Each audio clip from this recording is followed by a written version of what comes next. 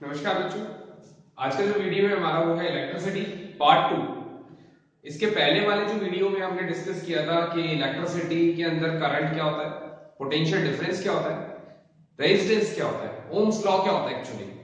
आज हम इसके आगे का डिस्कस करेंगे इस वाले वीडियो के अंदर। तो उसके आगे जो हम पढ़ने वाले हैं आज वो है फैक्टर अफेक्टिंग रेजिस्टेंस। बच्चों हमने रेजिस्टेंस पढ़ा था, एक तरह का बैरियर होता है जो करंट को फ्लो होने से रोकता है। अब ये चीज तो हमें समझ आ गई कि बैरियर हो गया, करंट को फ्लो होने से रोक रहा है, लेकिन ऐसे कौन से फैक्टर्स हैं जिनके ऊपर जो रेजिस्टेंस है वो भी डिपेंड करता है। क्योंकि जब तक हमें ये चीजें नहीं पता होती तब तक हम उसका प्रैक्टिकल एप्लीकेशन और यूजेस होते हैं वो हम फिजिक्स के अंदर अप्लाई नहीं कर सकते। तो हम ये सबसे पहले समझेंगे कि कौन कौन से ऐसे फैक्टर्स हैं जिनके ऊपर रेजिस्टेंस जो होता है कंडक्टर का वो डिपेंड करता है। तो सबसे पहले आता है लेंथ ऑफ द वायर। हाँ बच्चों, अगर हम किसी भी वायर की लेंथ को इंक्रीज करते हैं तो इंक्रीज करने से जो रेजिस्टेंस होता है वो भी उस कंडक्टर का इंक्रीज हो जाता है। तो इसलिए सबसे पहला है लेंथ ऑफ द कंडक्टर। तो फैक्टर्स पढ़ रहे हैं हम, कौन कौन से ऐसे फैक्टर्स हैं जो रेजिस्टेंस के ऊपर डिपेंड करते हैं। तो पहला लेंथ ऑफ द वायर। अगर हम किसी की वायर की लेंथ को इंक्रीज करें तो रेजिस्टेंस भी इंक्रीज हो जाता है। सेकंड होता है area of cross section. Area of cross section का मतलब होता है बच्चों जैसे मार्कर है, तो मार्कर के अंदर ये जो पार्ट है ये एरिया ऑफ क्रॉस सेक्शन। मतलब अगर हम किसी वायर को काटने के बाद, मतलब you can say that thickness diametrically जो जितना मोटा होगा उतना कम उसका रेजिस्टेंस होगा। तो सेकंड होता है एरिया ऑफ क्रॉस सेक्शन। अब ये किस तरीके से काम करते हैं वो अभी अपन सीखेंगे। थर्ड होता है नेचर ऑफ मटेरियल, कि वायर हमें पता है, हम जो हाउस होल्ड के अंदर इलेक्ट्रिक वायरिंग करते हैं वो कॉपर की करते हैं। तो वो क्यों कॉपर की करते हैं हम, वो अपन इसीलिए क्योंकि वो किसके ऊपर डिपेंड करेगा, नेचर ऑफ दी वायर। तो रेजिस्टेंस जो होता है वो नेचर ऑफ वायर के ऊपर डिपेंड करता है। Fourth one temperature of the conductor. Temperature के भी इंक्रीज करने से जो रेजिस्टेंस होता है वो इंक्रीज होता है। तो ये चार ऐसे फैक्टर्स हैं जिनके ऊपर रेजिस्टेंस डिपेंड करता है। तो अब ये किस किस तरीके से होता है। पहला है, हमने पढ़ा है जो रेजिस्टेंस होता है वो डायरेक्टली प्रोपोर्शनल होता है लेंथ के। तो are directly proportional to length. Directly और इनवर्सली दो तरीके के होते हैं बच्चों, मैथ्स में हमने पढ़ा है, डायरेक्ट वेरिएशन और इनवर्स वेरिएशन। तो डायरेक्ट का मतलब होता है जब हम किसी की वैल्यू को अगर इंक्रीज करें और दूसरी वाली वैल्यू भी अगर इंक्रीज होती है तो उस तरीके के रिलेशन को कहते हैं हम डायरेक्ट वेरिएशन। तो जो लेंथ ऑफ द वायर है वो रेजिस्टेंस के डायरेक्टली प्रोपोर्शनल है। सेकंड होता है inversely proportional to area of cross section. A stands for area, जो हमने सेकंड पढ़ा था, एरिया ऑफ क्रॉस सेक्शन। तो अगर हम किसी भी वायर को काटे तो उसकी थिकनेस, आप सेकंड वाले को कह सकते हो थिकनेस। तो अगर हम किसी वायर की थिकनेस को इंक्रीज करते हैं तो बच्चों रेजिस्टेंस की वैल्यू कम हो जाती है, और अगर थिकनेस को डिक्रीज करते हैं तो रेजिस्टेंस की वैल्यू इंक्रीज हो जाती है। थर्ड एंड फोर्थ जो होता है नेचर, तो वो जैसे कॉपर है, सिल्वर है, एल्युमिनियम के वायर्स होते हैं, तो इनके जो रेजिस्टेंस होते हैं मटेरियल के अलग अलग होते हैं। फोर्थ होता है टेम्परेचर। तो टेम्परेचर के इंक्रीज करने से जो रेजिस्टेंस होता है वो इंक्रीज हो जाता है। इसीलिए आपको लॉ होगा ओम्स लॉ के अंदर, जब हमने उसकी डेफिनेशन को पढ़ा था तो हमने पढ़ा था eight a constant temperature. Starting अपनी जो हुई थी ओम्स लॉ की वो इसी तरह से हुई थी, at a constant temperature potential difference across the conductor is directly proportional to the current flowing through the conductor. तो अगर टेम्परेचर कांस्टेंट है उसी केस में वोल्टेज डायरेक्टली प्रोपोर्शनल था करंट के, क्योंकि जो रेजिस्टेंस होता है वो किसके ऊपर डिपेंड करता है, टेम्परेचर। टेम्परेचर के इंक्रीज करने से भी जो रेजिस्टेंस होता है वो इंक्रीज हो जाता है, डिक्रीज करने से डिक्रीज हो जाता है। अब जब हम इन दो रिलेशंस को आपस में कंबाइन करें तो R proportional to L by A। Physics में अगर प्रोपोर्शनलिटी का साइन हटाते हैं और इक्वल टू का साइन लगाते हैं तो कोई ना कोई कांस्टेंट अपन मल्टीप्लाई करते हैं, तो R is equal to rho L upon A। तो ये कहलाता है RHO, रो ग्रीक लेटर है बच्चों। रो जो कहलाता है वो कहलाता है रेजिस्टिविटी। रेजिस्टिविटी जो होती है वो हर मटेरियल की फिक्स्ड होती है बच्चों, कभी भी चेंज नहीं होती है। ये अपने दिमाग में अच्छे से बिठा लेना कि अगर किसी का नेचर, वायर का नेचर हम चेंज करेंगे उसी केस में रेजिस्टिविटी चेंज होगी। अदरवाइज लेंथ बढ़ाने से, थिकनेस इंक्रीज करने से, डिक्रीज करने से कभी भी रेजिस्टिविटी पे फर्क नहीं पड़ता। रेजिस्टिविटी अगर हमें चेंज करनी है तो हमें क्या चेंज करना पड़ेगा, पूरा मटेरियल चेंज करना पड़ेगा।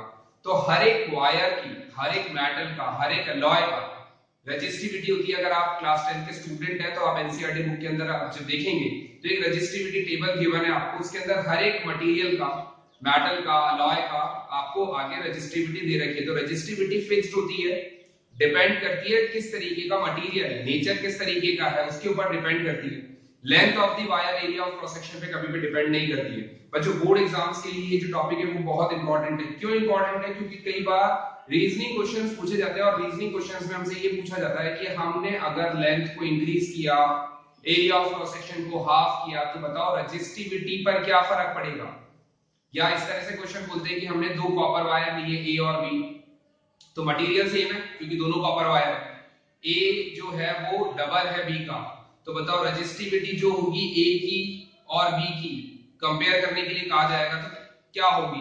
तो बच्चों इस तरीके के जो क्वेश्चन आते हैं वो ट्रिकी होते हैं। क्यों? क्योंकि ये पूछा जाएगा आपसे लेंथ और एरिया, तो हमारा सारा दिमाग कहां जाता है, रेजिस्टेंस पर। ये लेंथ इंक्रीज करने से तो रेजिस्टेंस इंक्रीज हो जाता है, area of cross section increase करने से रेजिस्टेंस कम हो जाता है, तो हमारा सीधा दिमाग वही। लेकिन हमें कहीं डाइवर्ट नहीं करना बच्चों, हमेशा ये याद रखना है कि अगर मटेरियल सेम है तो कॉपर वायर है ए बी और कॉपर वायर है बी, दोनों वायर कॉपर के बने हुए हैं, तो resistivity unaffected, resistivity will B same. ये चीज हमेशा हमें याद रखना है। तो हम यहाँ वापस अपने टॉपिक पर आए, तो R directly proportional to L, R directly inversely proportional to area of cross section. तो R को कंबाइन किया तो R row L by L, ये रो क्या कहला रहा है बच्चों, रेजिस्टेंस कांस्टेंट भी कहते हैं इसको, और इसको रो भी कहते हैं। इसकी वैल्यू हमेशा क्या होगी, फिक्स्ड होगी, और किस पे डिपेंड करेगी, नेचर। बार बार इस वीडियो के अंदर मैं आपको एक ही वर्ड पर जोर दे रहा हूं, resistivity unaffected. If you change the material of the conductor, silver है, कॉपर है, तो रेजिस्टिविटी चेंज होगी, otherwise resistivity will be remain same. अब ये जो रिलेशन है ये इटसेल्फ ये बताता है कि जो रेजिस्टेंस है वो किसके उसके ऊपर डिपेंड करता है। तो बच्चों इसके बेस पर हमसे न्यूमेरिकल पूछे जाते हैं। दूसरी चीज हम अपन पढ़ेंगे एसआई यूनिट, जो हर किसी की पढ़ते हैं अपन। तो एसआई यूनिट मैंने आपको बताया था इसकी होती है ओम, ओम होती है। अब area of cross section, area की बात करें तो एरिया हमें पता है, अगर जितने भी वायर्स होते हैं उनका वो किस तरीके के होते हैं, सर्कुलर इन शेप। काटोगे आप तो आपको जो फेस नजर आएगा वो क्या फेस नजर आएगा, सर्कल आएगा नजर। तो एरिया ऑफ सर्कल क्या होता है, पाई आर स्क्वायर। तो अपन इसको रेजिस्टेंस के फॉर्मूले को इस तरीके से भी रीराइट करके लिख सकते हैं, R is equal to rho L upon pi r square। pi r square किसका फॉर्मूला होता है, एरिया ऑफ सर्कल का। तो एरिया ऑफ क्रॉस सेक्शन का मतलब हो गया एरिया ऑफ सर्कल। तो अगर हम रो को कैलकुलेट करें कि रो एक्चुअली क्या होगा, तो रो का फॉर्मूला क्या बनेगा बच्चों, R into A upon L, यही बनेगा। सिंपल मैथ्स है, क्रॉस मल्टीप्लिकेशन किया हमने, A को क्रॉस मल्टीप्लाई करके हम यहां ले आए, L को क्रॉस मल्टीप्लाई करके हम इसके नीचे ले गए। आई थिंक यहां आपको सब कुछ समझ में आ गया होगा। तो rho is equal to R into A by L। अगर हम इसको इसका ऐसा यूनिट निकालें, किसका, रेजिस्टिविटी का, तो रेजिस्टिविटी का अगर ऐसा यूनिट निकालोगे बच्चों तो हमेशा रेजिस्टेंस ओम में होता है, ऐसा यूनिट जो है। एरिया मीटर स्क्वायर में हो गया, क्योंकि एरिया है ना बच्चों, टू डायमेंशन फिगर्स है, किसमें होता है, मीटर स्क्वायर। लेंथ किसमें होता है, मीटर में, कैंसिल आउट करो। तो ऐसा यूनिट जो आ गई हमारे पास में वो आ गई ohm metre, ohm into metre.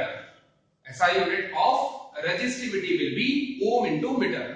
अब तुमसे पूछा जाएगा कि रेजिस्टिविटी को समझाओ, तो समझाने के लिए आप डेफिनेशन लिख सकते हो कि resistivity is defined as the resistance offered by a conductor. Resistance offer करने का काम ही तो कर रहा है ये।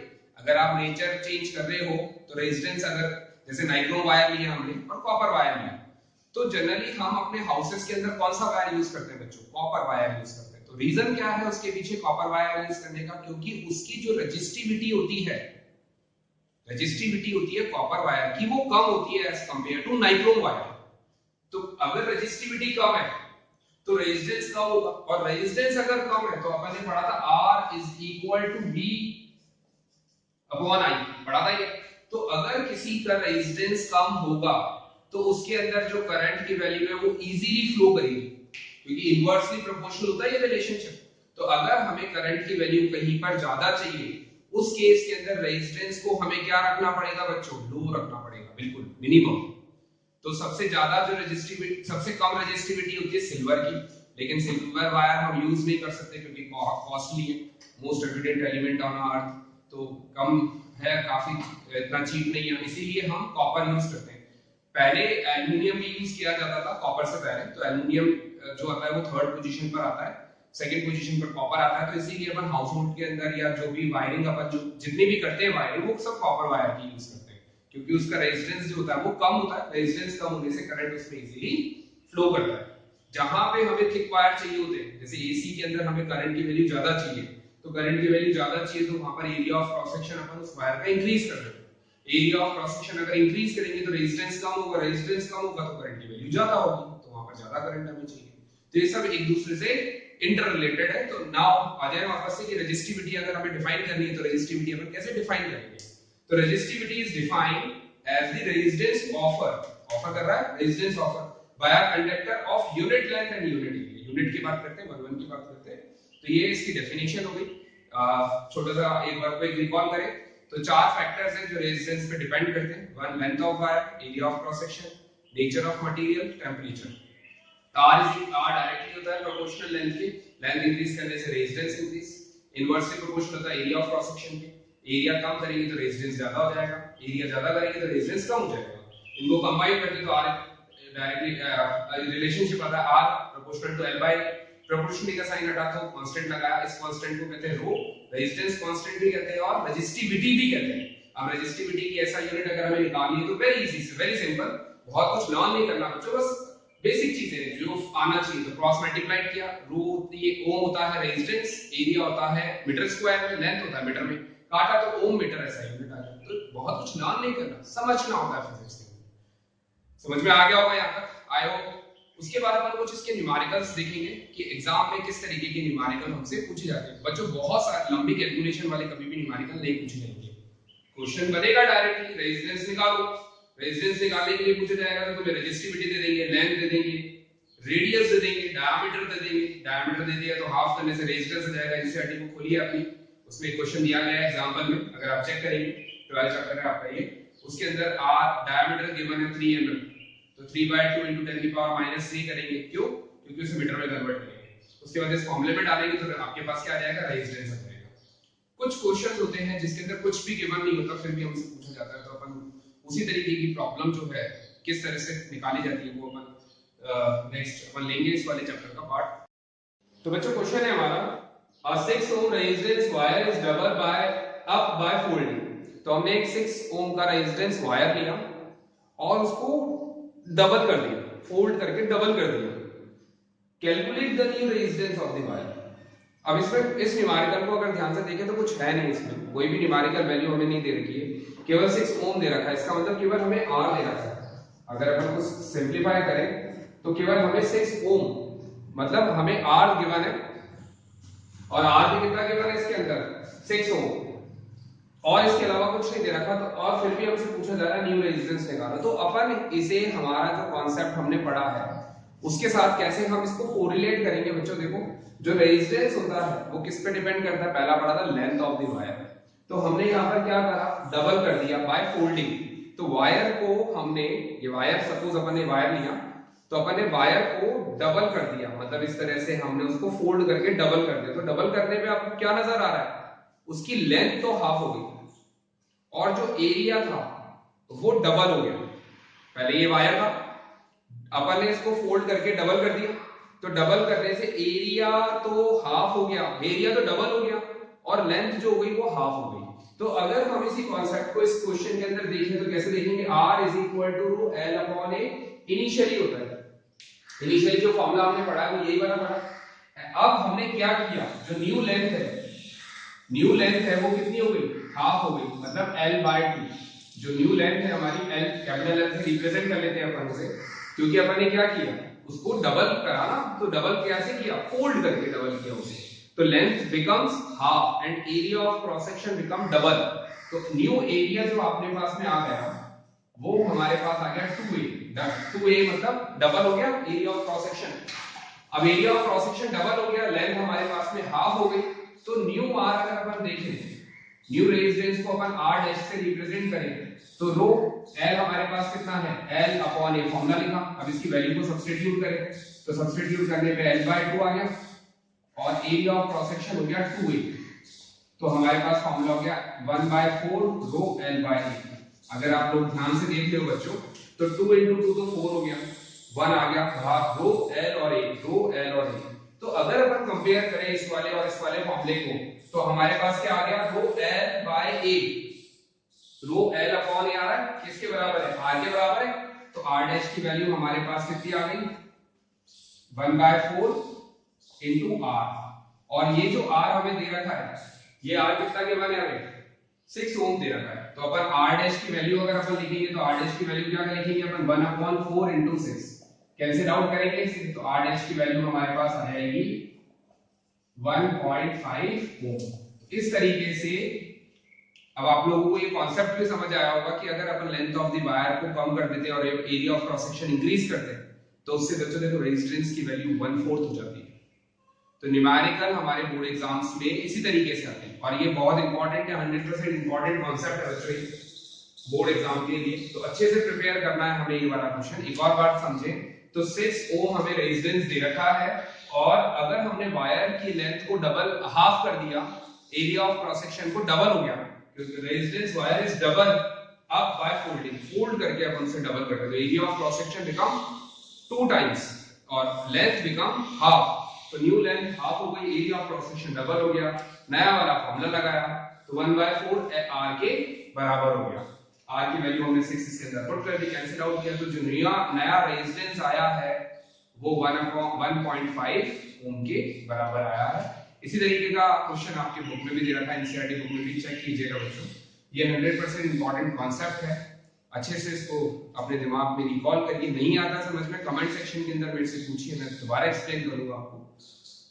आई थिंक समझ में आ गया होगा। नेक्स्ट जो अपन लेंगे टॉपिक वो लेंगे कॉम्बिनेशन ऑफ रेजिस्टेंस, कि अगर हम रेजिस्टेंस को आपस में कंबाइन करें तो किस किस तरीके से कंबाइन करते हैं। तो दो तरीके, दो पॉसिबल केसेस हैं, एक होता है सीरीज कॉम्बिनेशन, एक होता है पैरेलल कॉम्बिनेशन।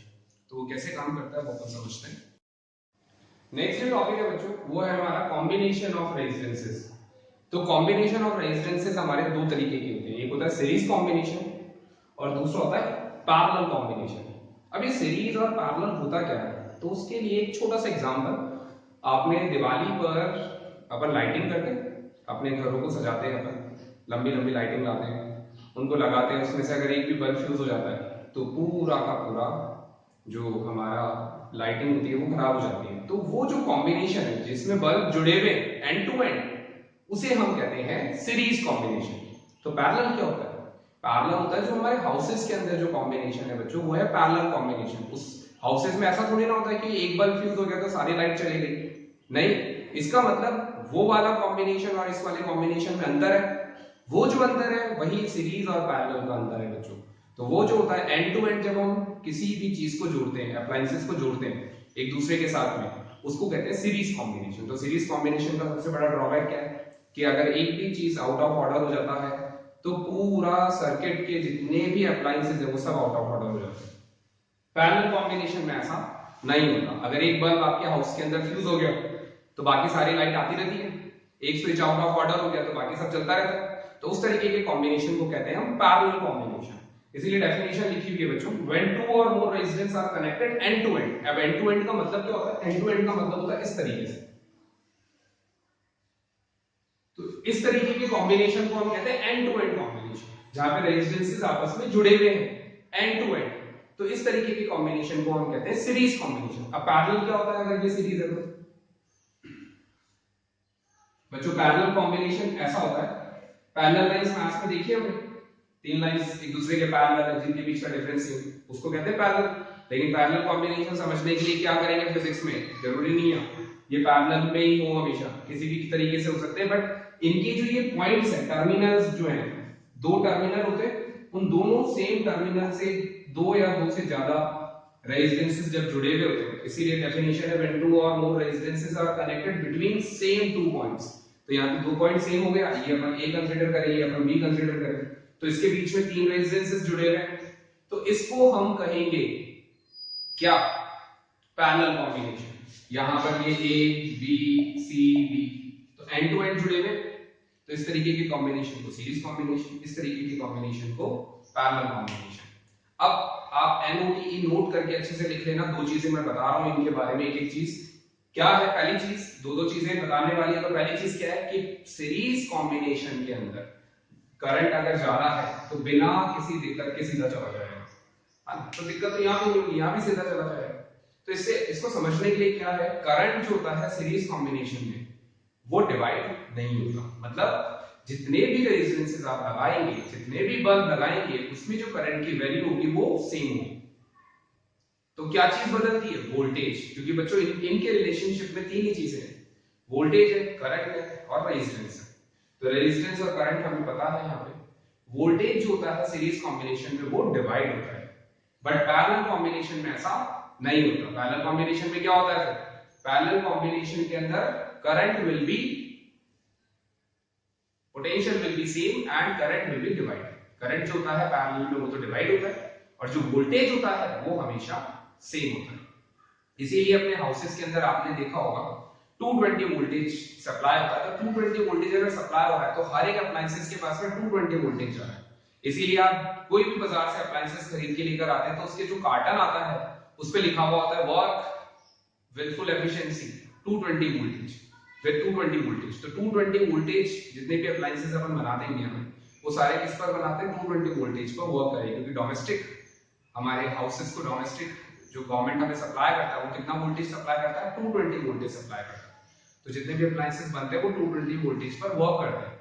तो इसीलिए पैरेलल कॉम्बिनेशन में, ताकि पैरेलल कॉम्बिनेशन में जो वोल्टेज की वैल्यू है वो सेम रहे हर एक अप्लायंसेस पर, और करंट हमेशा डिवाइड होता है। तो इस वीडियो में मैं बहुत बार बच्चों ये लाइन बोलने वाला हूं, क्योंकि इसका जो नेक्स्ट वीडियो आएगा आपके लिए वो इसके न्यूमेरिकल सॉल्व करेंगे हम, क्योंकि जो बोर्ड एग्जाम्स की प्रिपरेशन कर रहे हैं बच्चों, उनके लिए ये टॉपिक बहुत इंपॉर्टेंट है। इसको 2-3 बार जब तक तुम्हें समझ नहीं आता, रिकॉल नहीं होता बच्चों, देखना है हमें और करना है। जब तक याद नहीं हो रहा तब तक हमें बार बार करना है इसे, क्योंकि इसके बेस पर न्यूमेरिकल्स पूछे जाते हैं बोर्ड में। तो अलग से वीडियो बनाएंगे अपन न्यूमेरिकल सॉल्व करने का, सीरीज और पैरेलल कॉम्बिनेशन को कैसे सिंपलीफाई किया जाता है। अब अपन सीखेंगे इसके अंदर कि इसकी जो डेरिवेशन है, कि इनके बीच में जो रिलेशनशिप है वो किस तरीके से होता है। तो सबसे पहले अपन निकालेंगे सीरीज कॉम्बिनेशन के बारे में, कि सीरीज कॉम्बिनेशन के अंदर हम किस तरीके से आर इक्विवेलेंट को फाइंड आउट करते हैं। तो सबसे फर्स्ट है हमारा सीरीज कॉम्बिनेशन। सीरीज कॉम्बिनेशन में अब क्या क्या लेंगे अपन, सीरीज कॉम्बिनेशन में हमने पढ़ा है एंड टू एंड जोड़ते हैं अपन, तो एंड टू एंड जोड़ दे। तो बच्चों थोड़ा सा ध्यान रखना है और इसकी थोड़ी सी थ्योरी हमें लिखनी पड़ेगी, जो भी काम हम करते हैं डेरिवेशन के अंदर, कि हमने क्या चीज लिया है, कैसे जोड़ा है, इनको थोड़ा सा हमें बताना होता है। तो आप अपने बुक में से भी देख सकते हैं थ्योरी, और नहीं तो मैं बोल रहा हूं अभी आप लिख भी सकते हैं।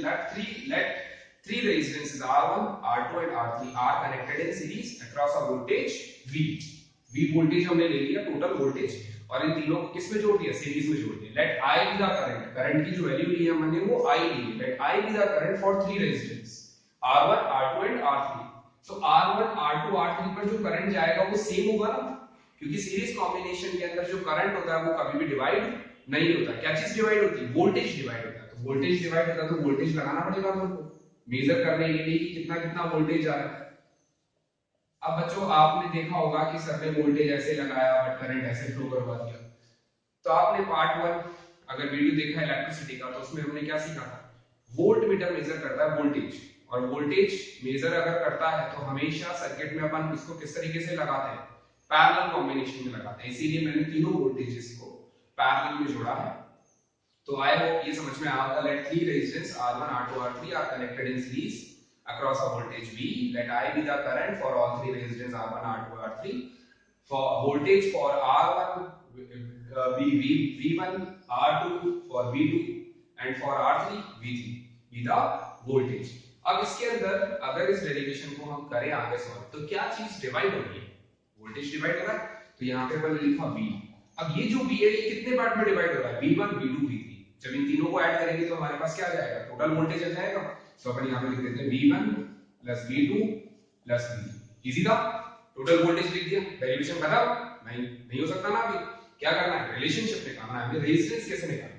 तो from Ohm's law Ohm's law से अगर हम निकालें तो ओम्स लॉ ने हमें क्या इंफॉर्मेशन दी थी? ओम्स लॉ ने हमें इंफॉर्मेशन दी थी, रिलेशनशिप दिया था V I और R का।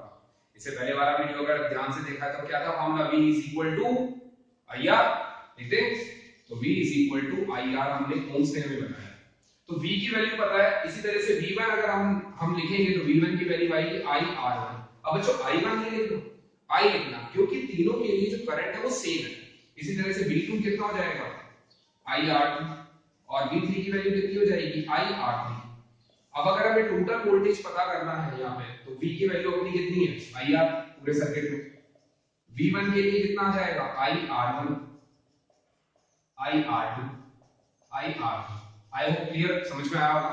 यहाँ पर वोल्टेज है V1, V2, V3, तो इन तीनों की वैल्यू अपन ने यहाँ पे सब्स्टिट्यूट कर दी।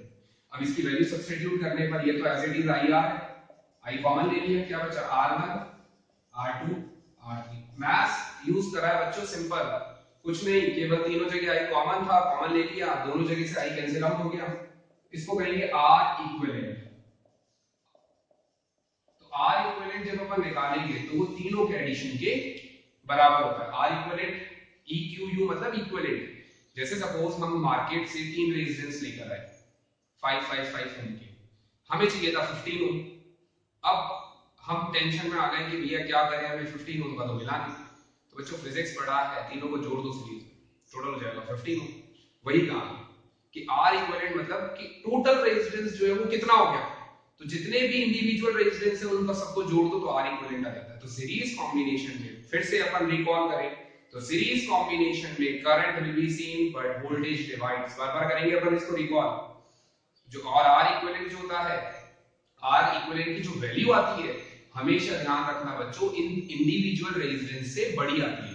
बोर्ड एग्जाम्स में पूछा जाता है कि अगर हमें 3 रेजिस्टेंस दे रखे, मैक्सिमम रेजिस्टेंस अपन कैसे फाइंड आउट करें, रेजिस्टेंसेस को अपन कैसे जोड़े, किस तरीके से जोड़े कि हमें मैक्सिमम रेजिस्टेंस मिले। उसके लिए अपन क्या करते हैं, उन तीनों रेजिस्टेंस को किस में जोड़ेंगे? सीरीज कॉम्बिनेशन में जोड़ते हैं। समझ में आया? एक और बार रिकॉल करें। लेट अपन 3 रेजिस्टेंस ले लिए, एंड टू एंड जोड़ दिया, सीरीज बना दिया, करंट सेम रहता है सीरीज में, तो तीनों जगह सेम है, वोल्टेज डिवाइड होता है, अलग अलग कर दिया, वोल्टेज डिवाइड हो रहा है इसलिए V is equal to V1, V2, V3 Ohm's law से IR के बराबर होता है। इसी तरह से V1 की वैल्यू IR1 होगी, क्योंकि करंट सेम ही रहेगा R1 पर भी, R2 पर भी, R3 पर भी। तीनों की वैल्यू सब्स्टिट्यूट करा, कॉमन लिया, कैंसिल आउट किया, R इक्विवेलेंट हमारे पास आ गया। तो सीरीज कॉम्बिनेशन में R इक्विवेलेंट हमेशा इंडिविजुअल रेजिस्टेंसेस के सम के इक्वल होता है। तो ये तो था सीरीज। नया क्या है पैरेलल में, अलग क्या होता है पैरेलल में, तो वो सीखिए ना।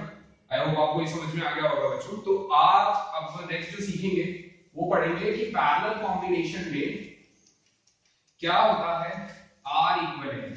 सीरीज में तो समझ में आ गया कि इंडिविजुअल के बराबर होता है, मैक्सिमम हमें अगर रेजिस्टेंस पता करना है तो कर सकते हैं। सेकंड जो पढ़ेंगे अपन वो पढ़ेंगे पैरेलल कॉम्बिनेशन।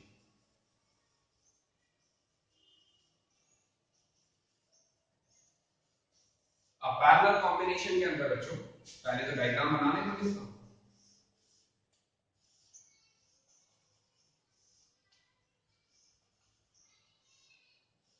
बन गया इजीली, बना सकते हैं हम भी। पॉजिटिव नेगेटिव हमेशा हमेशा ध्यान रखना, बैटरी का जो बड़ा एंड है वो पॉजिटिव होता है, छोटा जो एंड है वो हमेशा नेगेटिव होता है। अब इसके अंदर करंट हमने वही सेम बच्चों, आई करंट हमने फ्लो करवाया और V वोल्टेज है और 3 रेजिस्टेंस है R1, R2, R3। जरूरी नहीं है बच्चों 3 ही रेजिस्टेंस के, वो तो न्यूमेरिकल पे डिपेंड करेगा हमें कितने दे रखे हैं, बाकी मेथड सबके लिए सेम होगा। अगर उसमें मैंने 3 लिए थे सीरीज में, अगर उसमें 5 होते तो 5 ऐड होते, 6 होते तो 6, n होते तो n ऐड होते। समझ में आ गया? अब इसमें I अपन लेंगे, let 3 resistance R1, R2, R3 are connected in parallel across a voltage V. Let I be the current for whole circuit, पूरे सर्किट के लिए। Let I1 be the current, क्योंकि बच्चों इस पॉइंट पर पहुंचने के बाद करंट सीधा तो जाएगा नहीं ना, करंट क्या होगा? डिवाइड होगा। तो I1 अपन ने कुछ करंट यहां चला गया, कुछ यहां चला गया और कुछ यहां चला गया, ये डिपेंड करेगा R पे। हमने पढ़ा था ओम्स लॉ में, बैरियर होता है, रेजिस्टेंस ज्यादा होगा रेजिस्टेंस तो कम जाएगा करंट, कम होगा रेजिस्टेंस तो ज्यादा जाएगा करंट। अब तीनों जगह I1 यहां से आ गया, I2 यहां से आया, I3 इस पॉइंट पे पहुंच के टोटल फिर से करंट I आ गया, तो सर्किट में जितना करंट हम दे रहे थे उतना करंट हमें वापस से मिल रहा है। क्या चीज डिवाइड नहीं होती? वोल्टेज। तो तीनों जगह वोल्टेज रिमेन सेम, जितना वोल्टेज अपन ने दिया है वो तीनों जगह रहेगा। तो late R1, R2, R3 are connected in parallel across a voltage V. Let I be the current for the whole circuit. Let I1 be the current for R1, I2 be the current for R2 and I3 be the current for R3. हो गया ये? अब इसके अंदर क्या चीज divide हो रहा है? I, करंट डिवाइड हो रहा है, उसमें वोल्टेज डिवाइड हो रहा था।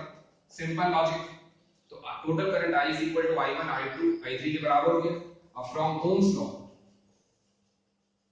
अगर अपन ओम्स लॉ लगाएं तो ओम्स लॉ में क्या होता है? V is equal to IR के बराबर होता है। अब V होता है बट V तो चाहिए ही नहीं है, तो बच्चों सिंपल कैलकुलेशन है, R को इसके नीचे ले जाओ तो I की वैल्यू आ गई V अपॉन R। आ गई ना? I1 चाहिए हमें, तो I1 की वैल्यू क्या हो जाएगी बच्चों? V तो तीनों जगह सेम है, R चेंज हो रहा है तो V अपॉन R1 हो जाएगा। I2 कितना हो जाएगा? V अपॉन R2 और I3 कितना हो जाएगा? V upon R2। I hope ये तीनों चीज समझ में आ गई होगी। इसके बाद जब अपन इनकी वैल्यूज को इस पूरे फॉर्मूले में पुट करें, सब्स्टिट्यूट करें, तो देखो क्या आ जाएगा?